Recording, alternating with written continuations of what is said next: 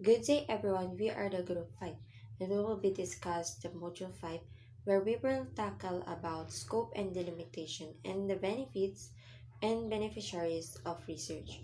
So let's start with some quick overview. Scope and delimitations of research. Every country from the world over has its certain territorial land jurisdiction signified by areas measured through square meters. This is the exact example of how you conceive boundaries. In the same vein, research study has to have a scope and delimitations in order to focus or concentrate on a specific location, participants, methods, and time frames. In this module, you will learn how to explore and set within limits your scholarly output expressed through qualitative research. Designating scope and delimitations in qualitative research. Basically, the scope and delimitations of your study sets the parameters and boundaries of the problem inquiry and narrows the scope of the study. And now let's define what is a scope. The scope of the study refers to the parameters under which the study will be operating. The problem you seek to resolve will fit within certain parameters. Think of the scope as the domain of your research. What's in the domain and what is not. You have to set to it as specific as possible what you will be inquiring and what influencing factors are within the accepted range of your study. For example, if you are studying the ill effects of gang involvement among senior high school students, the scope could include both requirement strategies and initiation activities in grade 11 and grade 12. Another example, a research study on the impact of social networking on the attitude of senior high school learners. It is not possible to cover all aspects of this selected subject. The scope will have to be restricted to a specific section of the target population over a specified duration. In, in the above cited study, a group of 40 learners in senior high school at one particular school would be an ideal coverage to study their attitude for 5 months. The scope details how in-depth your study is to explore the research questions and the parameters in which it will operate in relation to the population and time frame. There are guidelines on how to write a scope. A good scope statement will answer the following 6 questions: why, what, where, when, who, and how. Why refer the general aims and objectives or purpose of the research. What refer the subject to the investigated and the included variables. Where is the location or setting of the study where the data will be gathered and to which entity the data will belong. When the time frame within which the data is to be collected. Who, the subject matter of the study, and the population from which they will be selected. This population needs to be large enough to be able to make generalizations. And lastly, how. How the research is to be conducted, including a description of the research design, whether it is experimental research, qualitative research, or a case study, methodology, research tools, and analysis techniques. To make things as clear as possible, you should also state why specific variables were omitted from the research scope and whether this was because it was the limitation or a limitation. You should also explain why they could not be overcome with standard research methods backed up by scientific evidence. So, how to start writing your study scope? Use some prompts as an effective way to start writing your scope. So here are some prompts that you could use. This study is to focus on. This study covers the. This study aims to. And that's all. Thank you. And now let's proceed to the next reporter. Limitation. Limitations are matters and occurrences that emerge in a research study which are out of research control. They limit the extensity to which the study can go, and sometimes influence the result of the conclusion that can be get. Every inquiry or student, no matter how scholarly organized, has certain limitation. Consequently, this is one of among reasons why you should not use the word prob and disprove in referring to research findings. Furthermore, it is always possible that because research may cast doubt on the validity of any hypothesis or conclusion from the study. Your study might have access to only certain people, organize certain documents, and certain data. These are what we call limitation.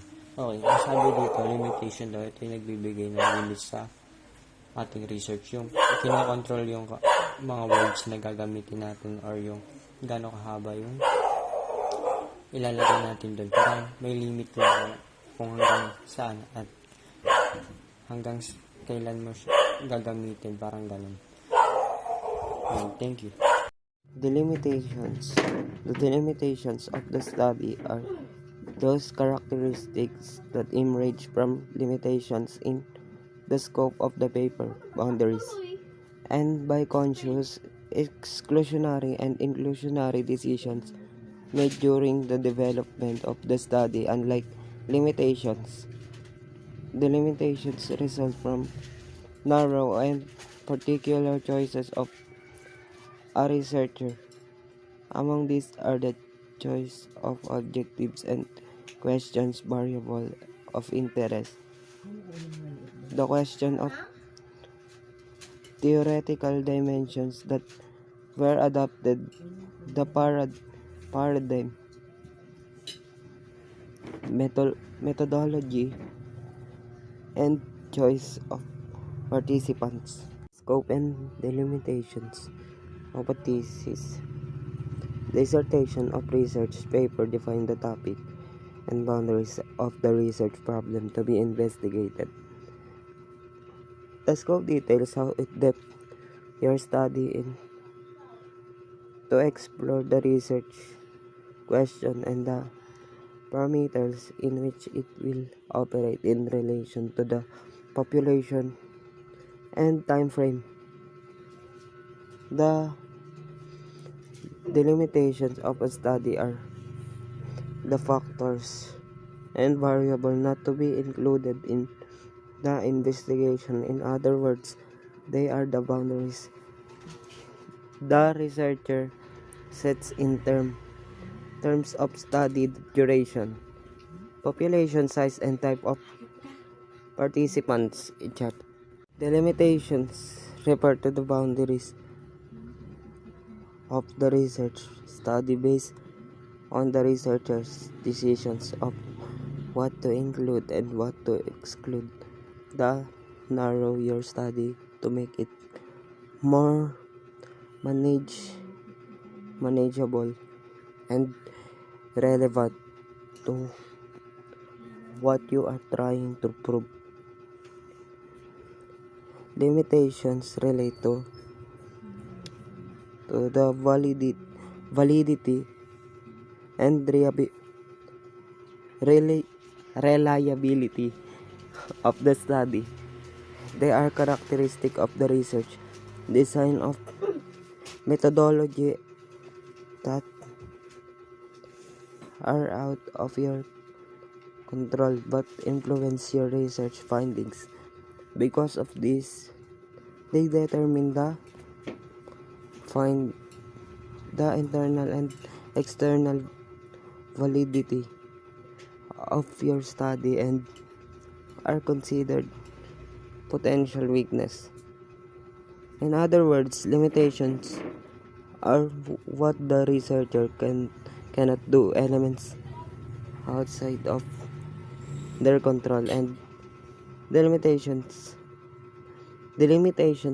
are what the researcher will not do, sample elements outside of the boundaries they have set. Both Both are important because they help to put the research findings into context, and although they explain how the study is limited, they increase the credibility and validity of a research project. These limitations include the following: sample size, lack of prior studies, chosen data collection method, nature of the information collected, access, time period, bias, language. Thank you. Good day everyone, I'm Gerald B. RUMA from Group 5. 1. Sample size.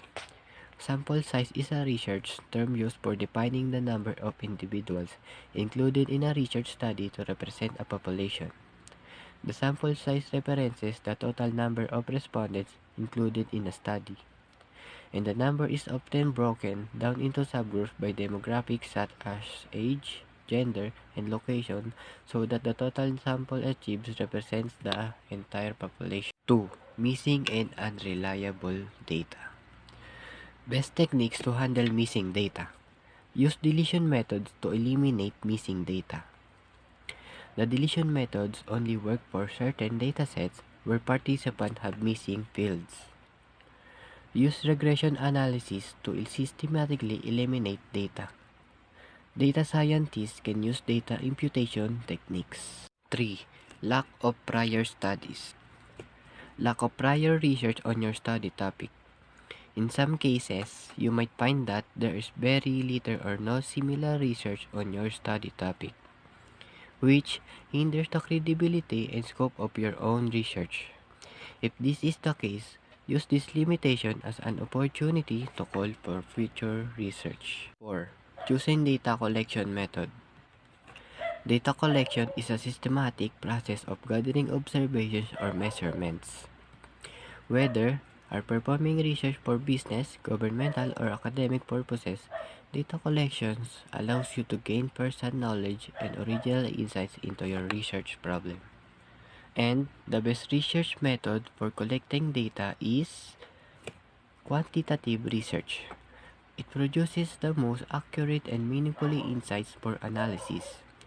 Surveys are a common form of quantitative data collection and can be created and completed online, making them a convenient and accessible choice. 5. Nature of the information collected. Existing data. As you decide what kinds of data you need, you will first want to check for existing sources of the data, such as public records. Then you can collect other data you need using instruments such as interview schedules, objective tests and scales, projective tests, and observational analysis. 6. Access. Access is the how of researchers and participants' mental processes, interaction and communication, and positioning that pertain to the research in question. Access is an ongoing and dynamic process which lasts as long as the research project. Access can be defined as the appropriate ethical and academic practices used to gain entry to a given community for the purposes of conducting formal research. This entry explores the key issues related to gaining access to participants in qualitative research. 7. Time period. Time period is the length of time during which an activity occurs or a condition remains. It may be measured either in seconds or in a million of years, depending upon the nature of the activity of condition being considered. How does research treat time?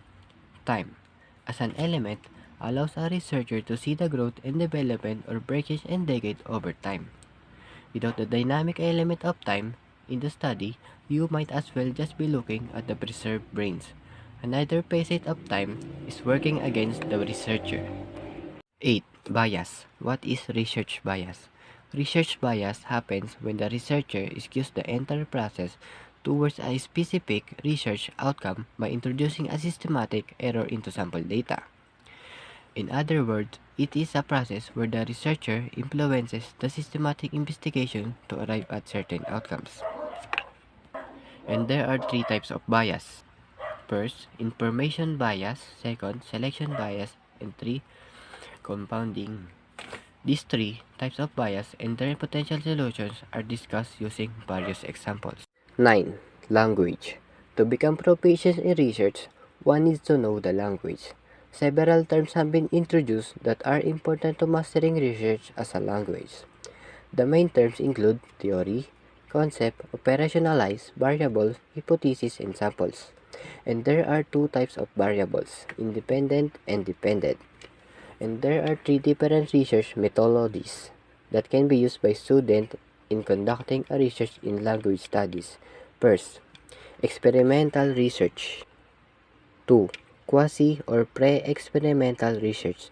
And lastly, ethnography. And yun. That's all. Thank you.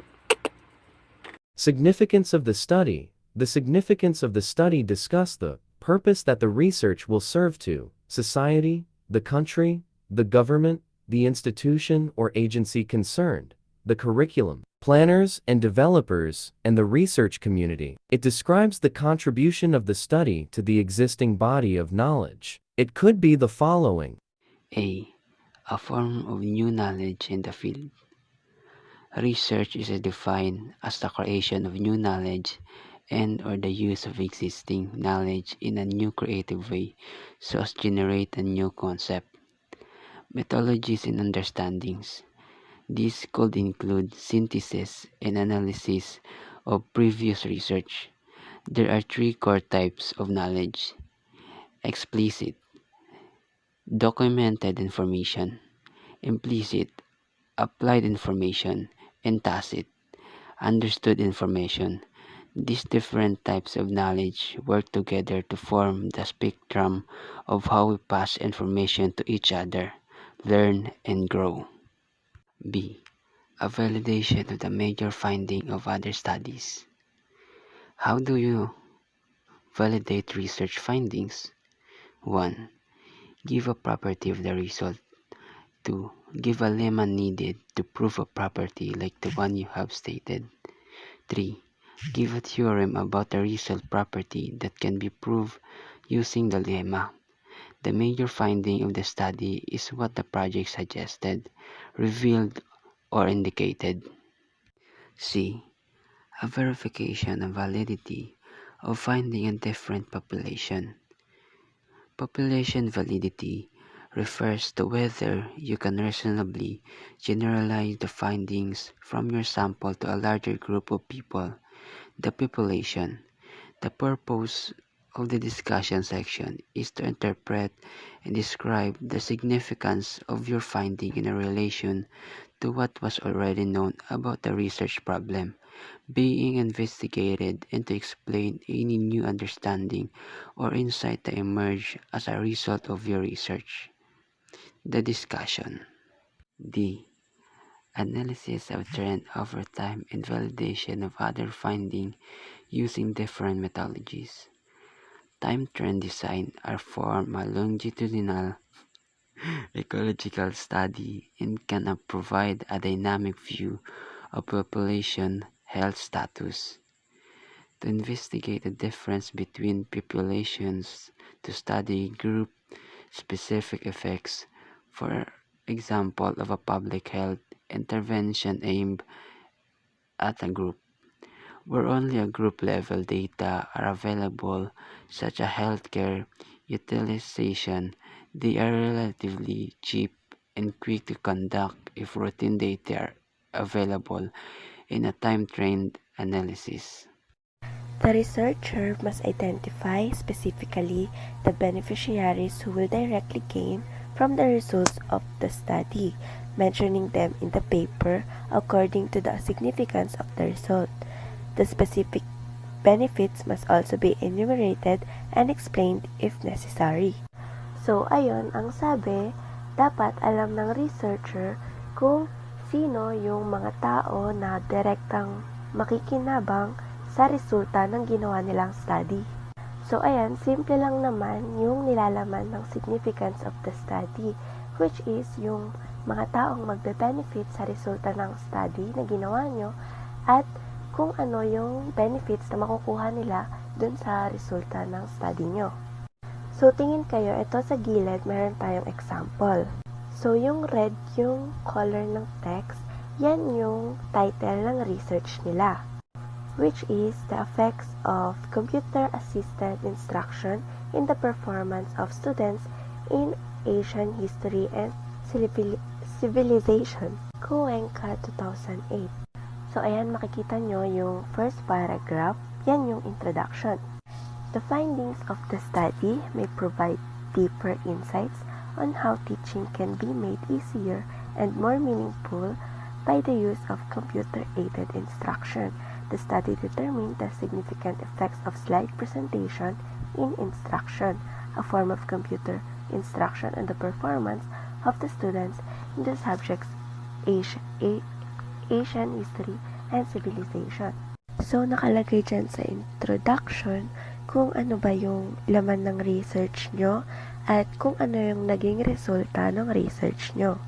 To the students, the results may serve as an inspiration for them to continuously improve their skills in using computers because they will realize the comfort that computer skills offer in complying with the requirements of major subjects in the coming years.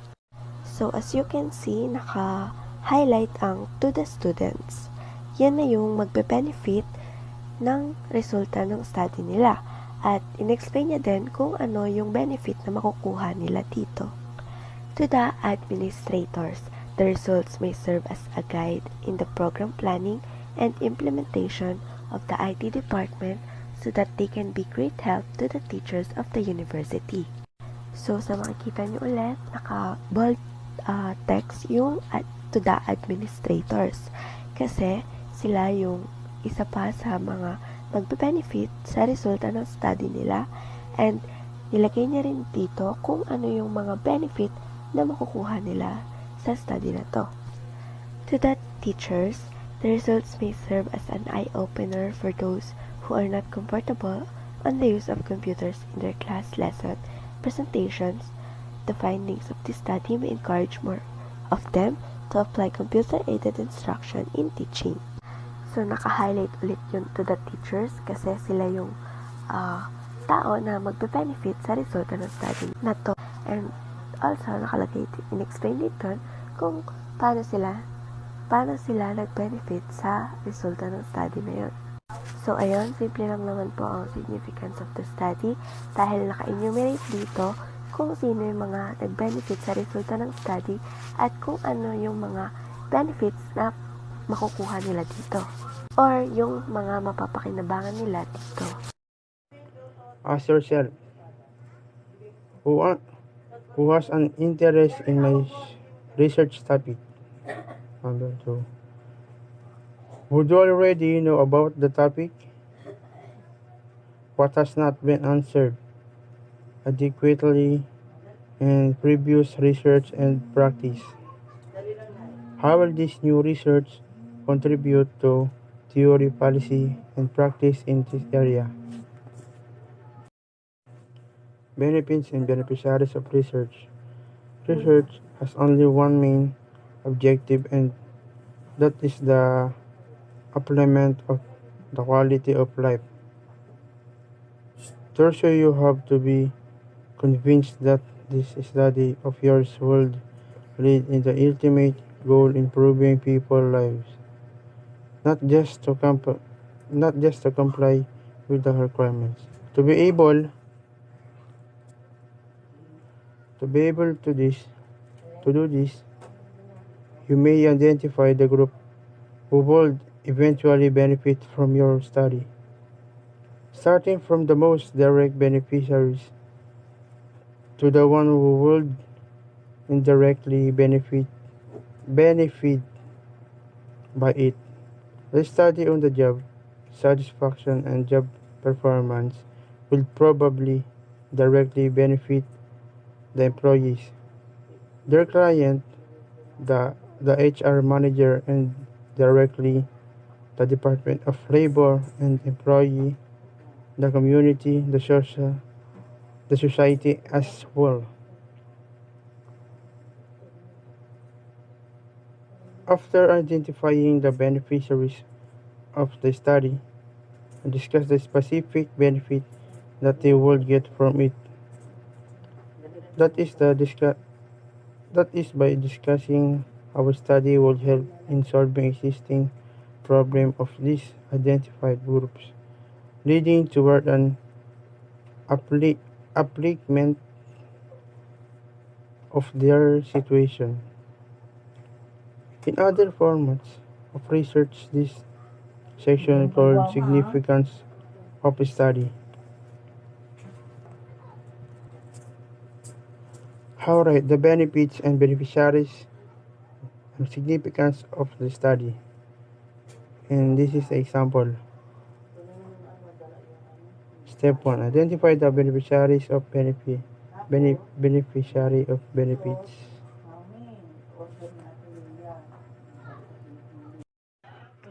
Title of the study. A study of how former high school dropouts view the reason they drop out and why they return. Christina Grace Brooks, 2015. Significance of the project for social work. A school social worker can be instrumental in the helping to prevent school dropouts. They can be involved in the implementing, maintaining and monitoring the creation and integration of service of young adolescents. With the right training and institutional support, a school social worker can be promote student and school success and can increase the knowledge of effective prevention efforts, gaining insight from personnel. Benefits and beneficiaries of research. Traditionally, benefits and beneficiaries of research are expressed in the significance of the study section of a paper, whether in proposal or full-down research studies. Keep in mind that every research undertaking poses a question of what is new. This question radically indicates an idea of what relevant that is how research can be useful to the community in general. This means that upon conducting research study, it is not only the contribution to the field of knowledge, but also practical application of a newly found knowledge into a more productive, progressive, and sound decision in making. To put scholarly view, Ardell's 2001 claimed the significance of a study lies in the fact that it can be addressed or solved on existing social and political problems, and that different sectors will gain much from the study, and explain what each sector will gain from the research. Aspect of significance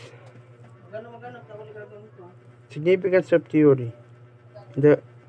In the section of problem statement, the research can be outlined the research study contribution to the fundamental knowledge by describing how the study fits into the theoretical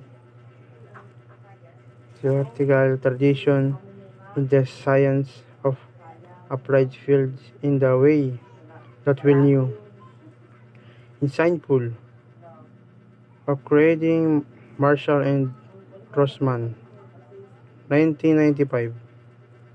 Number 2. Significance of policy and practice. The significance of the study for policy and practice can be established by presenting data to show how often the problem occurs and how costly it can be. First, I will going to define the meaning of beneficiary of research. Beneficiaries are those who are likely to be interested in or to benefit from the proposed research. List any beneficiaries from the research and give the details of how the results of proposed research would be disseminated. Specific beneficiaries might be researchers in other disciplines, academic organizations, companies, public sector bodies, and others who may use the result to their advantage, or policymakers. There are three kinds of beneficiary, and those are the primary, secondary, and tertiary. So first is the primary. When we say primary, beneficiaries who are critical to either the success of the project or in moving the project forward. For example, project partners or short-term. The second one is the secondary. Beneficiaries are not serious to the project, but in order to gain impact in the medium term, it would be valuable if they were aware of any progress. The last one is the tertiary. When we say tertiary, beneficiaries who are not included in the project but have the potential for more long-term effects, utilizing the outputs from the secondary users or like practical products. We can use tertiary sources because tertiary sources are good starting points for research projects because they often extract the essential meaning of most or the most important aspects of large amounts of information into a convenient format.